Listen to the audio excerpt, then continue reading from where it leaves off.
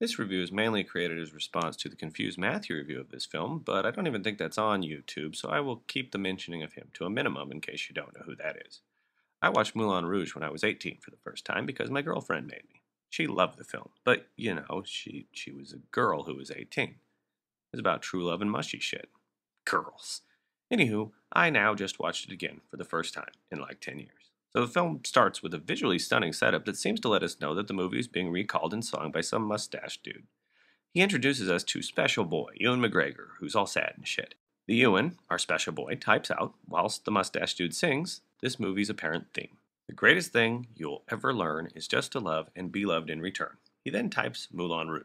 So the guy is singing about Special Boy recalling a story, which we are now watching him write, as a novel or something. Okay. Then Special Boy Ewan begins to type as we hear his thoughts, so he's narrating. I can't think of this sort of thing in other fucking movies, where the film sets up a narrator, gives him a few lines, and then has the film narrated by the main character anyway. Do we see the dude at the beginning again? Like as a narrator? So he's recalling Special Boy telling him about how he once typed a great theme for a story and the title was Moulin Rouge? Too much thought, too early. So I'll stop that. So Special Boy tells us about the Moulin Rouge, describing it as a nightclub, a dance hall, and a bordello, and it's ruled over by Harold Ziegler, Jim Broadbent. A place of nighttime pleasures where the rich and powerful come to play with the young and beautiful creatures of the underworld. That's a very, very cool setup. Got it. The most beautiful of these creatures was Satine, who is dead. He narrates this, but also says that she is dead out loud, which sort of implies that he is narrating his story in real time, as it is being recalled in song, as a story once heard in past tense. So Satine, dead, got it, and Moulin Rouge is decaying. Right off the bat, I think he seems kind of like a creepy guy at a strip club. The guy who thinks he can win the girl he obsesses over his heart and take her away from all this getting naked, but she is dead, so it's sad.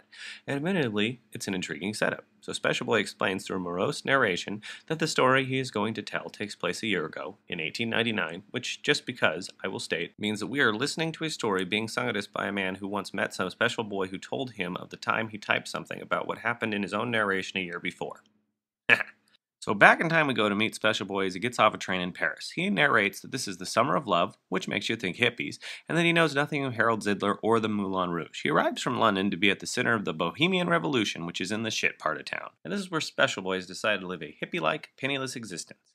He had come to write about truth, freedom, kittens or some shit, and above all else, love. Then he realizes he's never been in love, which is cute and cartoony. His thoughts are then interrupted by an unconscious Argentinian and a dwarf dressed as a nun, which is funny and abrupt. He also seems to once again be narrating to us the story, but now in a chipper mood. Occasionally the film shows us that he is typing as he narrates, but in what he is also recalling, he is also typing, implying we are now listening to the story sung at us about what a guy recalled when he recalled what happened to him while narrating the story a year ago. It's like fucking narration inception, which now that I think about it, is awesome. So dwarf dressed as a nun and a narcoleptic Argentinian. They are rehearsing a play, Spectacular Spectacular, which looks like shit, and Special Boy stands in for the Argentinia. They are having trouble with the lyrics, and Special Boy sings a bit from a Julie Andrews movie, and everyone thinks he's a genius. That's the kind of thing you have to go with this movie. So now officially, we get a glance back at Special Boy at his typewriter, and he is in fact narrating as he did shortly after the other guy stopped singing, meaning though he looks and feels like shit, he is happily, cheerfully narrating in his head. So Special Boy is hired as the lyricist for this stupid fucking hippie play, and the Argentinian touches his junk and it's funny. The problem is that the Moulin Rouge's ruler, Zidler, won't back a play with the nobody lyricist, so they dress Special Boy up and plan to pass him off as an English writer. So they are liars, and are using our story's hero, leeching off of his talent. Because it really isn't looking like this group has a lot of talent. The bald dude's music is played on some awful absinthe fucking weird shit machine. John Leguizamo's the dwarf has a horrible lisp. The Argentinian's a narcoleptic, and then there's this other bearded guy. So yeah, these guys are sympathetic because they are dirty hippies. And I mean, Special Boy goes with it, so he's a liar too. Their convoluted plan is set into motion, and I mean convoluted, as in the plan actually requires that they somehow get Special Boy into Satine, the sparkling diamond, the sought-after star of the Moulin Rouge, and manipulate her into being astounded by this random dude's musings on love. Then her astonishment must lead her to demand to her boss that this man write lyrics for the play these other people wrote, which fucking whatever. Well, it's okay. The movie is zany, and I mean cartoon silly, so it's fine. This makes sense to it.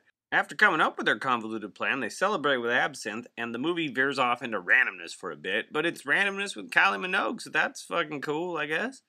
Movie makes a big deal about Special Boy using absinthe and emphasizes it, like it's, well, marijuana in a movie about hippies, further making a parallel that it won't ever use to this whole Summer of Love thing. Whatever. It's still a parallel. So they get fucked up, and then they head to the Moulin Rouge to enact their plan afterwards? Okay.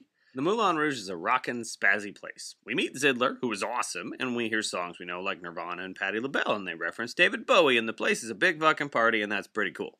Then we meet Satine, who is the star and a sort of unattainable, attainable object of desire that all men there want. We also meet the Duke, Zidler's investor. Satine is supposed to be his tonight, but through a mix-up she ends up thinking Special Boy is the Duke. Satine sings Diamonds Are a Girl's Best Friend with bits of Madonna thrown in. It's kick-ass musical sequence as far as musical sequences go in the film. Satine is shown to be really okay with her prostitution, like excited about it, and is shown to have aspirations of being a real actress, which she is okay with sleeping her way to the top to get. Okay, very astute observation of the film industry, right? It's also made apparent that Zidler is not at all really a bad ruler of the Moulin Rouge, and that Satine and him are pretty tight. They even seem like buddies.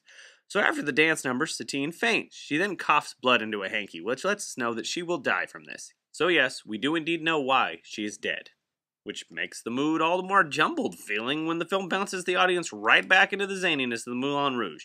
Hell, in less than a minute, Satine herself will be zany. The movie has some more humorous misunderstandings, including some more dick jokes, and our Special Boy and Satine have their goofy as hell meet-cute moment. The words Special Boy comes up with, as a writer, aren't all that important though. His poetry is kinda crap until he sings. Then it all comes together, and they share a lovely Elton John song moment. They fly, the moon sings with them, and it's quite nice, mainly because Satine really just seems to enjoy his singing. Like it's a pleasant surprise.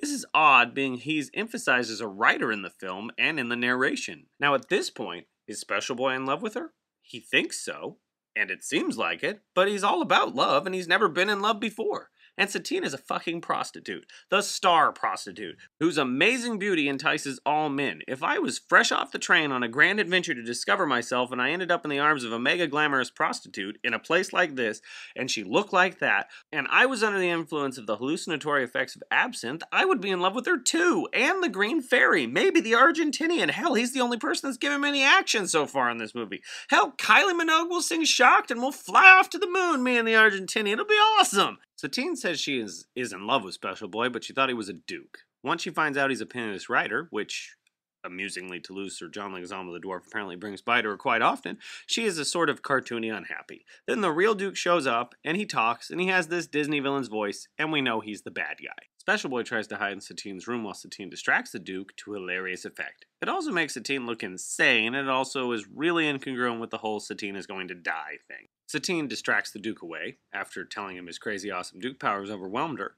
and she actually has another fainting spell, which this time is treated as moderately funny. Special Boy is confused by her fainting, the Duke shows back up for his hat, and another elaborate lie is concocted, or a convoluted plot point. Satine wakes the hell right back up, right on time, and explains that they are having an emergency rehearsal of Spectacular, which they improvise the entire story of right there. It's now set in India, about a penniless sitar player and his true love, the courtesan, and together they must outwit an evil Maharaja, mirroring the story of the film.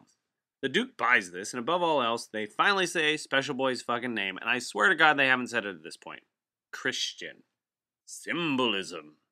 Zidler even tries to help with the lie, which even further points out that he's really not the villain of the film, as the secondary narration implied. The film does a very good job of balancing the love story with the crazy shit, because there's some fucking crazy shit in this movie. Because if the lovey-dovey parts of the film, like faltered or were too slow, they would drag down the entire movie.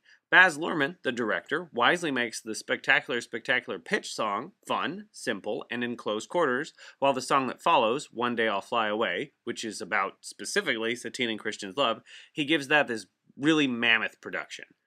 Look, I'll admit, I am a sucker for a good love story, but I viciously hate a bad one. That's why I like maybe 3 romantic comedies total. This shit I can buy into. It's nice, but I have to ignore the fact that Christian is basically stalking a prostitute. I don't think it's intended to be creepy. I think Baz Luhrmann is basically creating an adult-oriented Disney princess film here. The love story and zany antics all feel like something out of Aladdin, except about prostitutes and absinthe, and the princess dies at the end.